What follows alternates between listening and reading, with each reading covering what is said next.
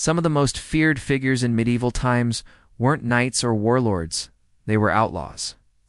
But not because of their strength or weapons. It was because they had nothing left to lose.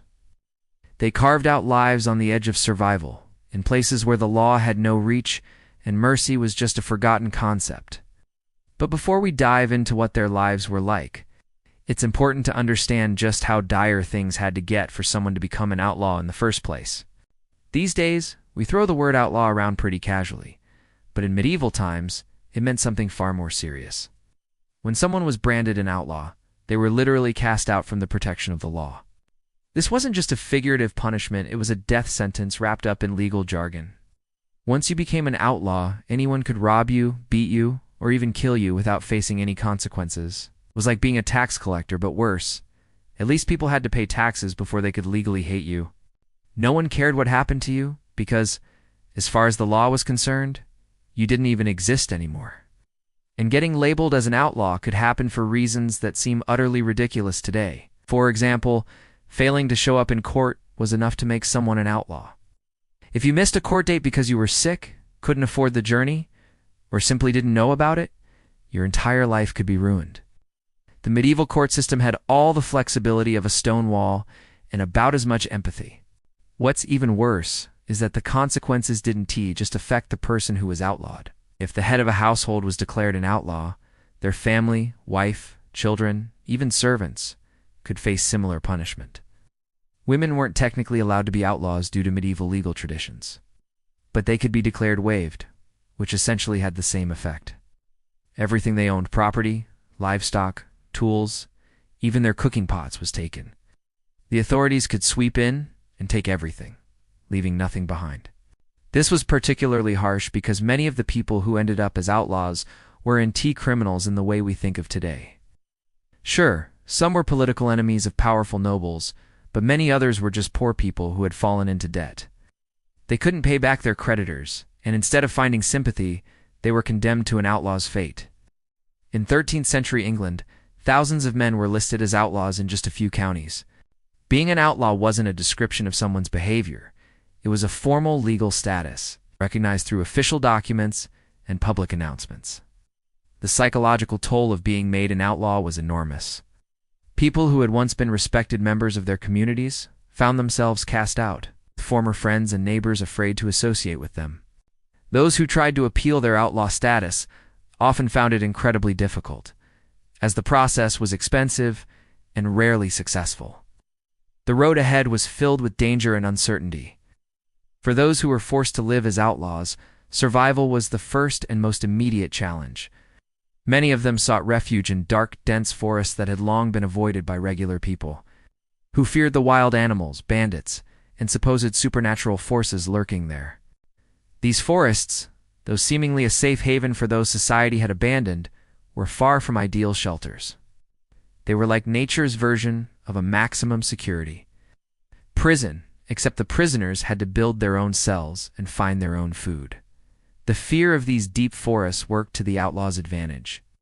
These woods were places where people believed wild animals roamed and dangerous bands of criminals hid. But they were also a refuge for people desperate enough to hide in the shadows.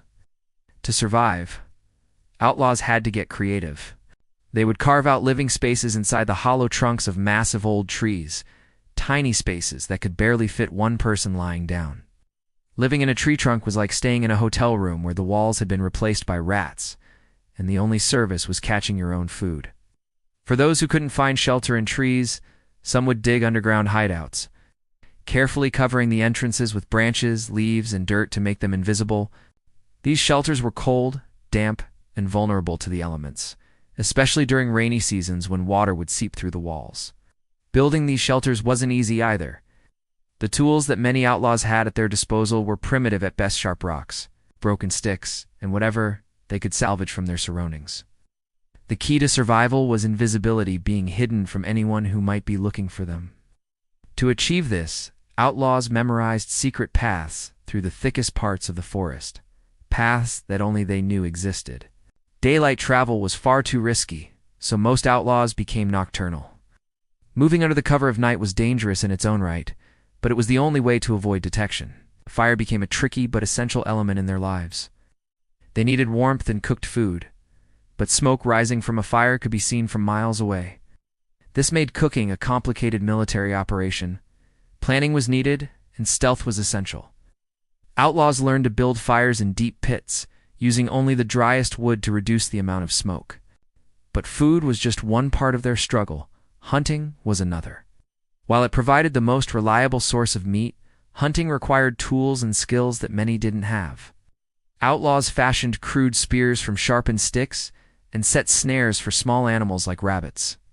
The resources that outlaws were after weren't always easy to get either. Salt was more precious than gold without it. Any meat they caught would spoil within days. Salt was a vital part of preserving meat, and outlaws would risk their lives to get even a small amount.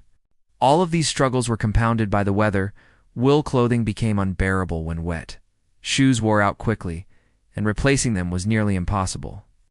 Many outlaws ended up wrapping their feet in strips of leather or cloth.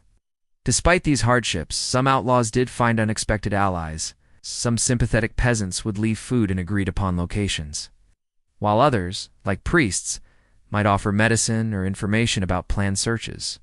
These alliances were far from guaranteed, however, and helping an outlaw was considered a serious crime. While they fought to survive, the medieval world was busy trying to find and capture them.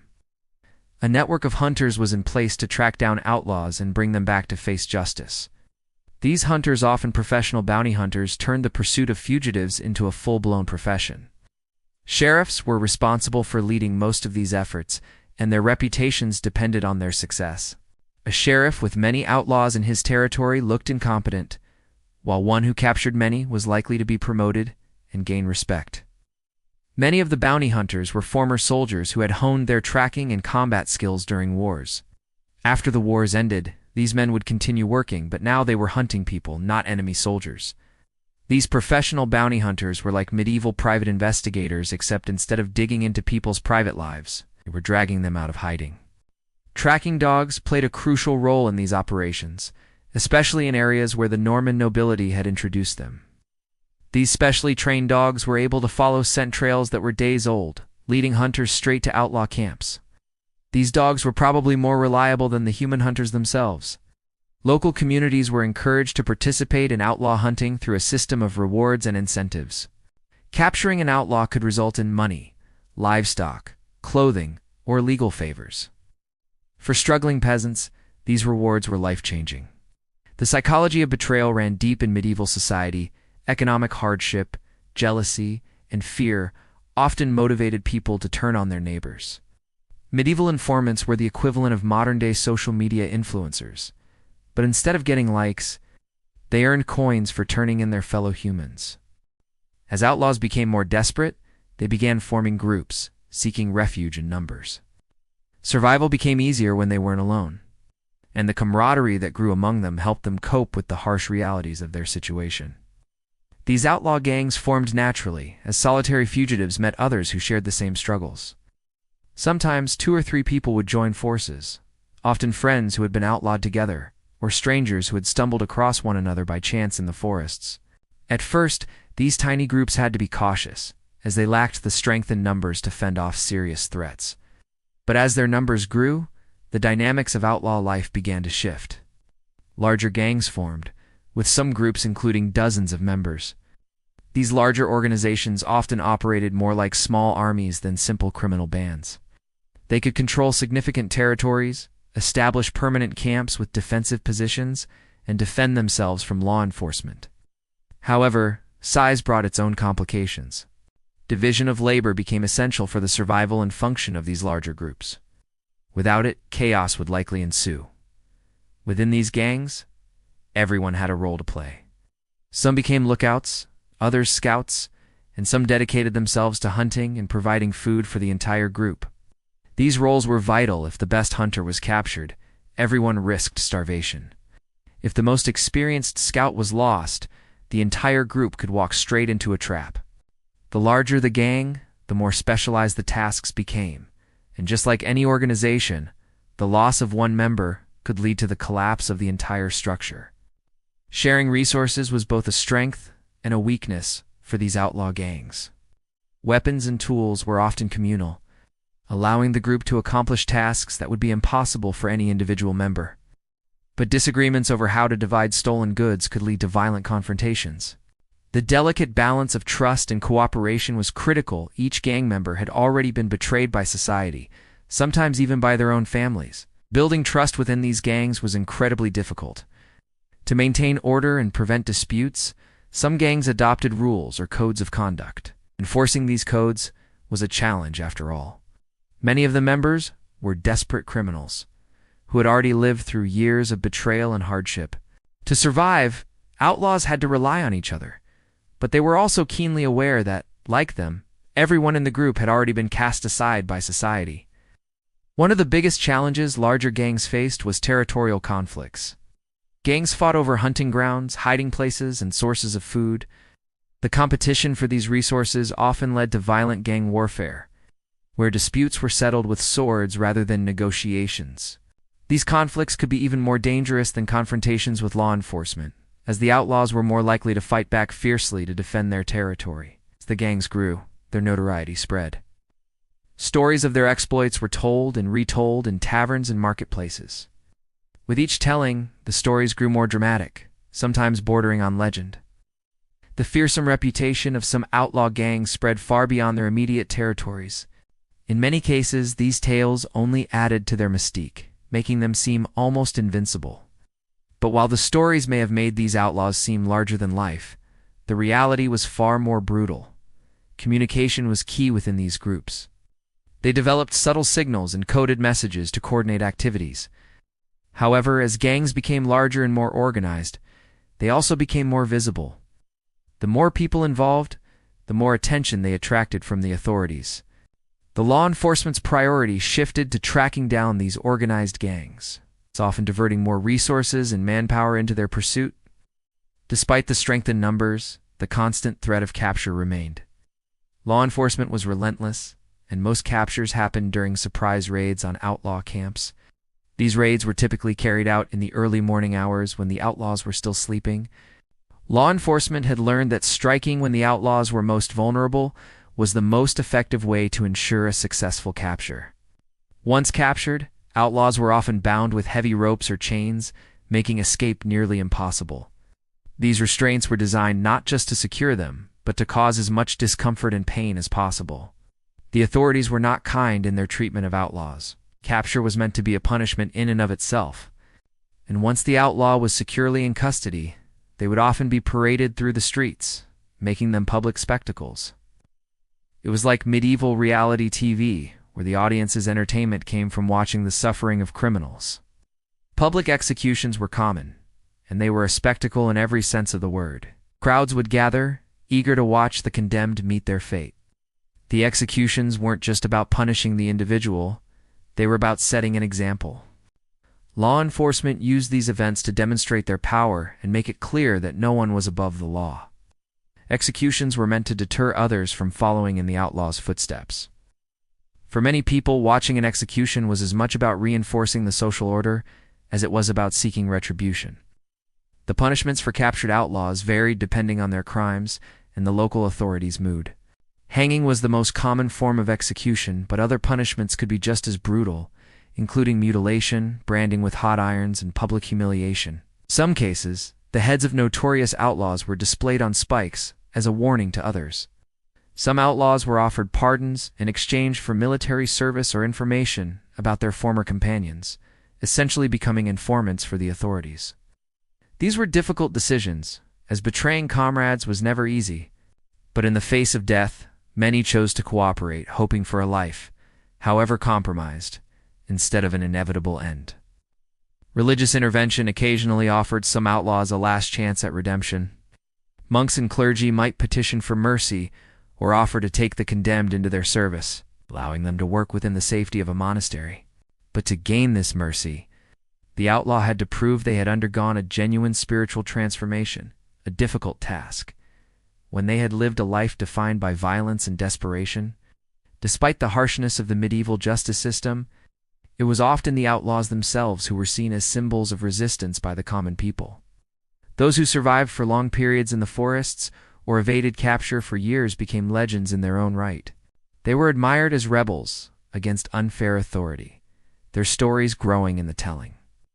But the reality of their lives was far harsher than the tales told by the fireside. Most outlaws died in poverty, pain, and isolation, with their deaths often unmarked and forgotten by history. Even those who managed to avoid capture for years faced the inevitable toll that life on the run took on them. The hardships of living as an outlaw, the constant stress, poor nutrition, exposure to the elements accelerated the aging process. Outlaws aged far faster than their peers, their bodies breaking down from the strain of living in constant danger. Wounds never properly healed, and untreated injuries became lifelong afflictions. Foraging for food became a matter of survival, but the constant search for edible plants and animals took its toll.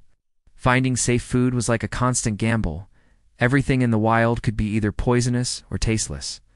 Some aging outlaws tried to start over, adopting new identities and attempting to reintegrate into society. But this was incredibly difficult, especially when everyone around them had been taught to fear and distrust those with outlaw status. Some aging outlaws, however, did manage to find refuge in monasteries or religious houses. These institutions occasionally took in people with troubled pasts, offering them a chance to work as laborers or servants in exchange for food and shelter. But this was a sure thing. Outlaws who sought refuge in monasteries had to prove they had genuinely converted and were willing to embrace the religious life. Gaining acceptance required convincing church authorities of their sincerity, which could be an extremely difficult task when their pasts were filled with violence and criminal activity. For others, the only option was to live as hermits, retreating into the most remote parts of the land where few dared to go. Becoming a hermit was like dropping off the grid in the most extreme way possible. No friends, no family, no chance of returning to society. These outlaws gave up all hope of ever rejoining the world, living their days in isolation, often in caves or deep in the wilderness. Despite the harshness of this lifestyle, some hermits gained local reputations as wise men or mysterious figures. In some communities, these hermits were seen as symbols of resistance or spiritual enlightenment, even though their lives were filled with suffering and loneliness. The most extraordinary thing about these aging outlaws was that, despite everything, were able to find a degree of peace, albeit fleeting. A few were occasionally supported by sympathetic peasants who would leave food or supplies for them in hidden spots. These small acts of kindness helped to ease the suffering of those who had been cast out by society, but they came with great risk. Helping an outlaw was a serious crime, and those who did so risked being punished as harshly as the outlaws themselves. But, for the most part, the stories of these aging outlaws ended in disappearance. Without written records or documentation, it's almost impossible to know what happened to many of them in their final years. Most simply vanished into the forests, never to be seen again. The few who did remain alive long enough to be remembered became the stuff of local legend, mysterious figures who lived in the woods, surviving on their wits and the occasional help from kind-hearted peasants. The mental toll of living as an outlaw was profound. The constant fear, stress, and isolation led to psychological scars that many could never escape. In today's terms, many of these outlaws likely suffered from what we would now recognize as severe depression and anxiety. But there was no help available for them. Medieval mental health care was essentially non-existent. The best one could hope for was that time and prayer would heal what was broken. But for most, the suffering only deepened as the years passed. Very few outlaws ever found a comfortable or secure life in their later years. The romanticized image of the successful outlaw, the leader of a gang who lived in luxury, is a fiction. Reality was far grimmer. Most aging outlaws lived in constant pain, discomfort, and poverty, their lives reduced to mere survival. Death, when it finally came, was often lonely and unmarked. Many outlaws died in the wilderness, their bodies discovered long after the fact or, in some cases, never found at all. As these outlaws aged, their bodies began to break down from years of harsh living. They suffered from chronic injuries, malnutrition, and exposure. Their strength and speed faded, and hunting became an increasingly difficult task. Some survived only by foraging for whatever they could find, which often meant eating food that was either inedible or dangerous. Even the simplest of tasks became monumental struggles, as the realities of their outlaw life took their toll. For those who lived long enough, some did manage to attempt reintegration into society. Starting over as an outlaw, however, was no easy feat. It was like trying to start a new life in a world where everyone knew your past. And in a world where identity was everything, the fake identities that these outlaws created were often fragile at best. The fear of being discovered never truly left them. Monasteries occasionally offered shelter to older outlaws, but this was by no means a guarantee. A few managed to find a quiet life, but for the majority, their existence was one of constant uncertainty and struggle. As these aging outlaws became more isolated, their stories began to morph into something else. No longer were they just fugitives living in fear, they became symbols. The peasants who had once feared them began to admire them, seeing in their struggle a defiance against the brutal realities of medieval justice. Over time, their stories grew, becoming the stuff of legend, with tales of their courage and resistance being passed down through generations. These outlaws became the heroes of folk tales, their exploits glorified in song and story. But in truth, the life of a medieval outlaw was anything but glamorous. It was a life of survival, pain, and isolation, with little room for redemption or peace. And so, the tales of these outlaw leaders and their bands became woven into the fabric of popular myth. The legends grew far larger than the men and women who lived them, casting them as brave rebels against unjust authorities. The stories romanticized their resistance, glossing over the grim realities of their lives. But the truth behind the legends is far harsher than the tales suggest. For most outlaws, their lives ended in poverty and obscurity, their bodies left to the wilderness they had once called home. The romanticized notion of the outlaw leader dying in battle or retiring to a life of peace was simply that of fantasy. The final years of a medieval outlaw's life were often marked by loneliness, pain, and abandonment. Their once feared reputations faded, and the world moved on without them. The few who survived lived in a kind of twilight, existing on the edge of society, often forgotten by all but the few who remembered them from their past. The truth is, the life of an outlaw in medieval times was never as glamorous as the stories made it out to be. It was a hard, brutal existence, and for most, death came as a relief from the suffering they had endured for so long.